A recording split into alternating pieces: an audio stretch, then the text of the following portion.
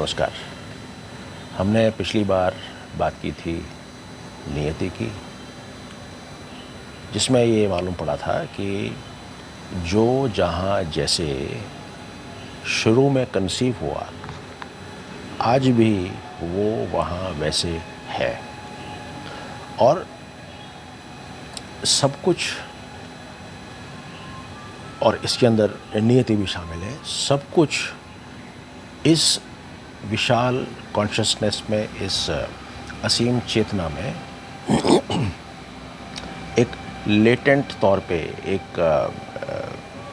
एक संभावना के तरीके से छुपा हुआ है। जैसे कि एक बीज के अंदर पूरा का पूरा पेड़ और उसके फल होते हैं। अब हम आगे देखते हैं। तो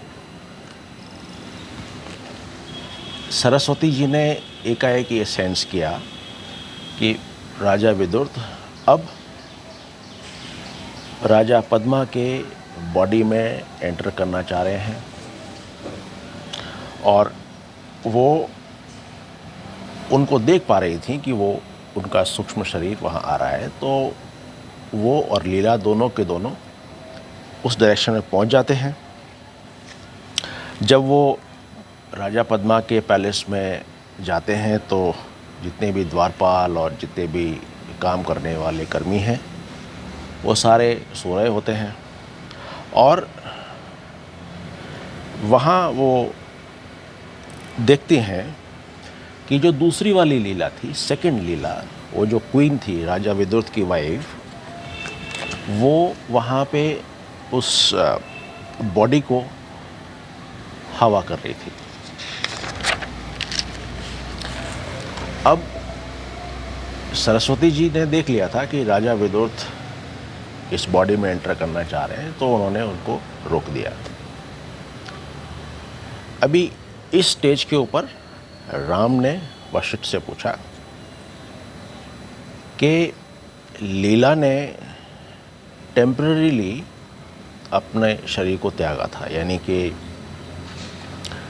जब पहली बार वो बून वगैरह मांगा था और लीला जो है वो राजा पद्मा के नए जन्म में उनको देखना चाह रही थी, तब उन्होंने सरस्वती जी ने कहा था कि आपको जो है निर्विकल्प समाधि लेनी पड़ेगी। तो वो उसमें बैठ गए थे। ये उस वक्त का रेफरेंस है कि उन्होंने टेम्परेरीली अपनी बॉडी को त्यागा था और वो ये सारा जो भ्रमण चल रहा है ये उसके बाद का है।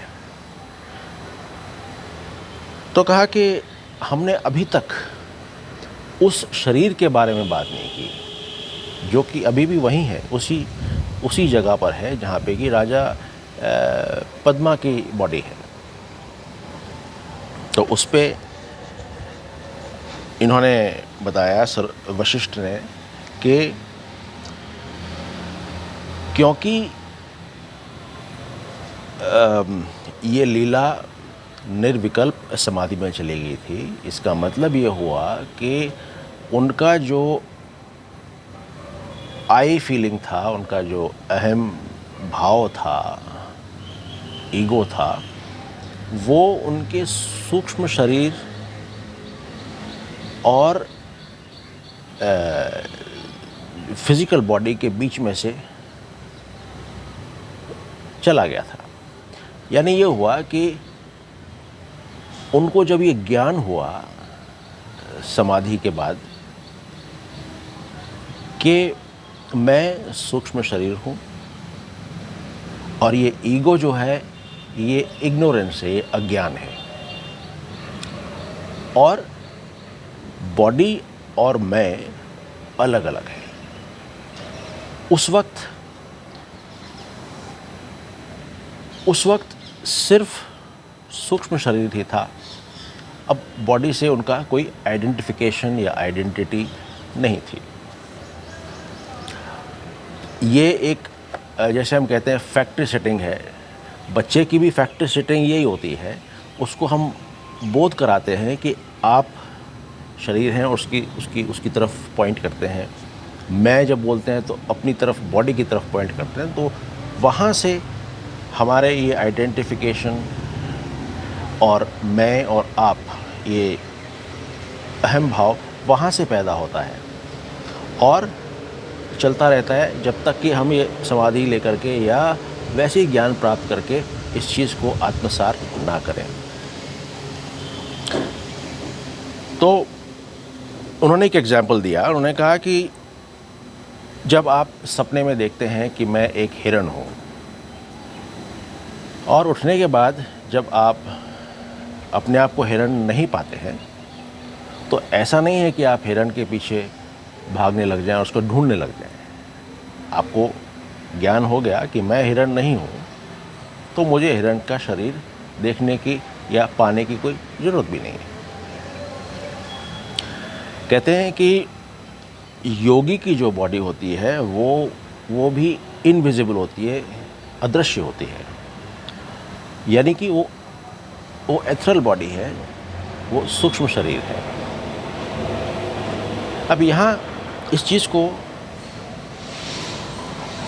हम पाएंगे कि ये आगे जा कर के इसका खंडन होगा, मगर इस कॉन्टेक्स्ट में ये सिर्फ अभी योगी की बात कर रहे हैं। तो हम इसको मान लेते हैं कि योगी की बॉडी जो है वो एथरल होती है और इस कारण से बाकी के जो लोग देखते हैं वो ये देखते हैं कि इसका शरीर तो अभी है ही नहीं, तो वो उसको मृत मान लेते हैं।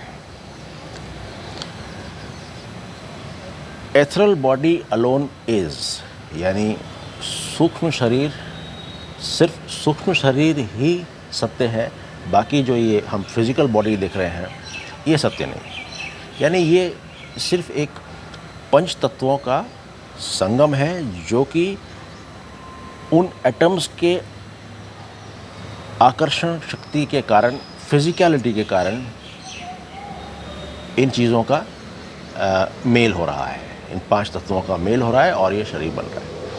इस पे हमने ऑलरेडी एक वीडियो बना रखा है, कृपया उसको देख सकते हैं, नहीं तो हम आगे भी इन चीज़ों के बारे में बात करेंगे। मगर क्या होता है कि सूक्ष्म शरीर है तो सिर्फ वही सत्य, मगर हम अपने ख्यालों में उस सूक्ष्म शरीर को इस बॉडी के साथ अहंकार द्वारा, अज्ञान के कारण जोड़ लेते हैं। बस वहीं ये एक आइडेंटिटी चालू हो जाती है। ये आइडेंटिटी लीला ने उस वक्त ख़त्म कर दी। अब लीला और सरस्वती दोनों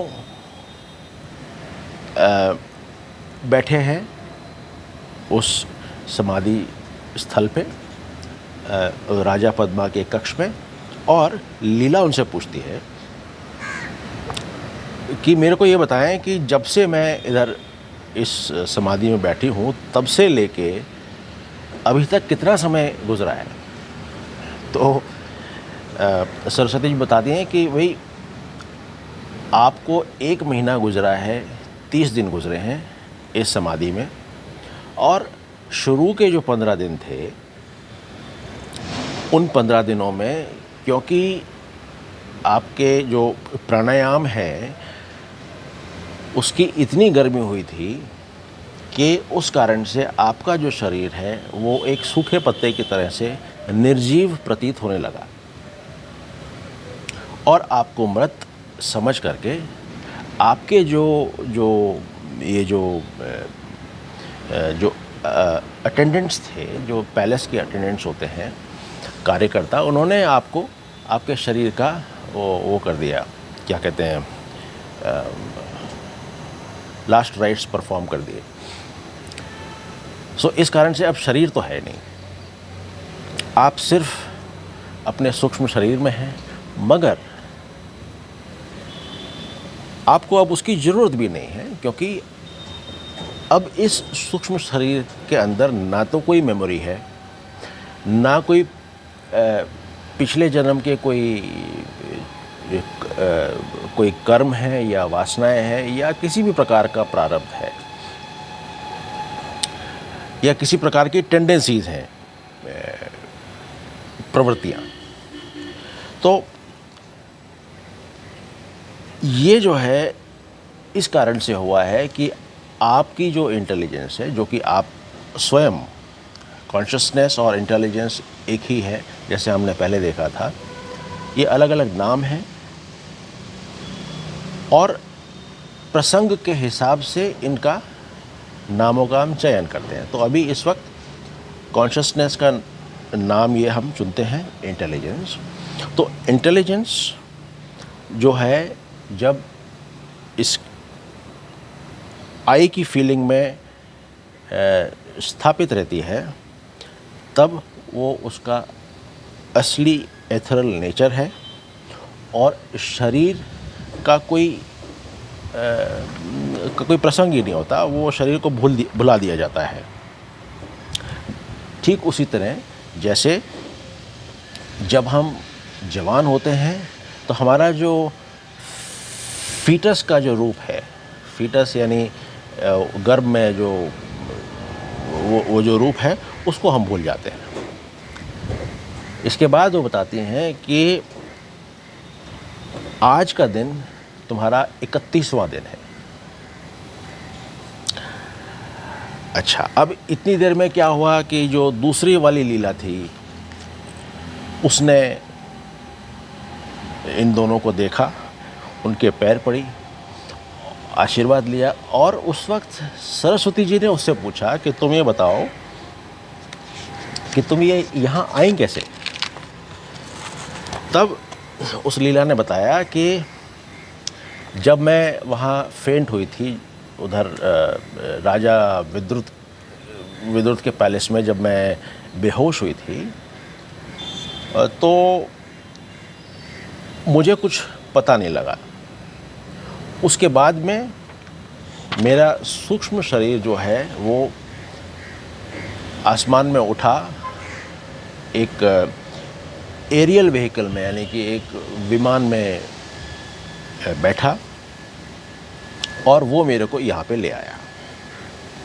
यहाँ आके मैंने देखा कि राजा विदुर, उनका शरीर यहाँ फूलों के बगीचे में है और ये सोच के कि वो युद्ध भूमि में थक गए होंगे, उस कारण से सो रहे हैं, तो उनको डिस्टर्ब ना करते हुए मैं उनको हवा कर रही हूँ। इस पर सरस्वती जी ने विदुर के सूक्ष्म शरीर को जो रोका हुआ था, अब उसको इस डेड बॉडी में प्रविष्ट होने की परमिशन दे दी। तो वो प्रविष्ट हुआ। प्रविष्ट होने के कारण वो जो राजा पद्मा था, उनका शरीर जागृत अवस्था में आ गया, वो जाग गए। तो उन्होंने लीला से पूछा, ओरिजिनल फर्स्ट वाली लीला, कि भाई आप लोग कौन हैं और ये कौन है और यहाँ क्या कर रहे हैं, क्योंकि वो तो राजा है। तो उसने, लीला ने बताया कि मैं लीला हूँ, आपकी पत्नी हूँ और पिछले जन्म की पत्नी हूँ, और ये जो है ये मैं लेके आई हूँ, इनका भी नाम लीला है और ये मेरा एक प्रतिबिंब है।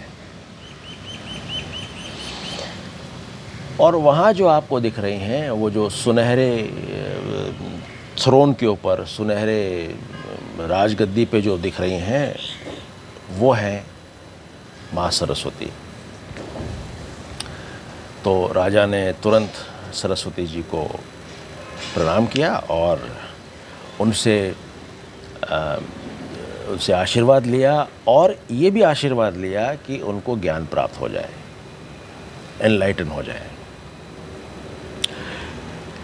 और ये कह के सरस्वती जी वहाँ से अंतर्ध्यान हो गई। अब जितने भी रॉयल अटेंडेंट्स थे, जितने भी एक राजमहल के जो कर्मी थे, ये सारे जाग गए। जागने के बाद उन्होंने राजा को देखा, रानी को देखा और इस बात को समझ के बड़े खुश हुए कि राजा वापस से हमारे जीवित हो गए हैं। और पूरे पूरे जो है राज्य में सेलिब्रेशंस हुई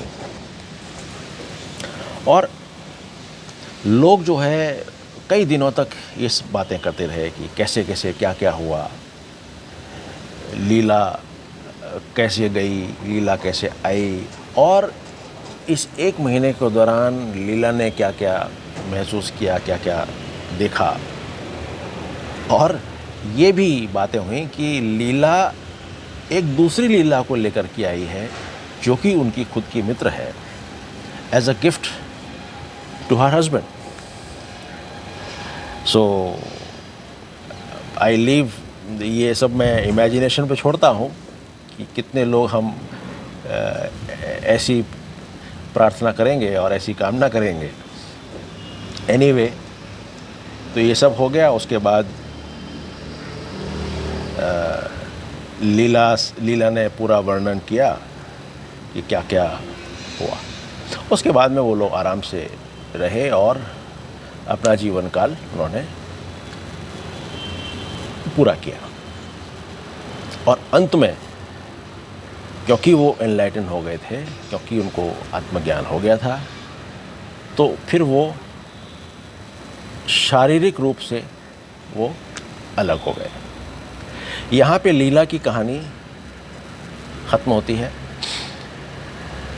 ये जो कहानी है ये बहुत इम्पॉर्टेंट है और ये आधार है पूरे योग वशिष्ठ का। तो मेरी गुजारिश है कि इस कम से कम अगर शुरू से ना सुन पाएँ तो कम से कम जो लीला की जो कहानी के जो 8-9 जो एपिसोड्स हैं उनको ज़रूर 1-2 बार और सुनें। उससे ये जो चीज़ें हैं ये थोड़ा सा और ज़्यादा हम रिकॉल कर सकेंगे ईज़िली। कुल मिला के हम ये कह सकते हैं कि ये जो लीला की जो कहानी है ये ऐसा लगता है कि सब कुछ क्रिएशन है, सब कुछ जो हमको दिखता है ये सब माया है, मगर माया भी असल नहीं है, माया भी रियल नहीं है। और जो चीज़ रियल नहीं है उसमें से रियल कैसे निकल सकता है? तो जो असल नहीं है उसके अंदर से जो निकलेगा वो भी असल नहीं होगा। इसके साथ हम इसको विराम देते हैं। अब आगे की बात, आगे वाले जो भी हमारे एपिसोड्स आएंगे उनके अंदर वो थोड़ा सा और इंटरेस्टिंग होंगे। ये कॉन्सेप्चुअल थे, ज़्यादा प्योर कॉन्सेप्चुअल थे। आने वाले जो होंगे वो थोड़े और व्यवहारिक हमको महसूस होंगे और हम उस थोड़ा सा इंटरेस्टिंग और होंगे। शुक्रिया।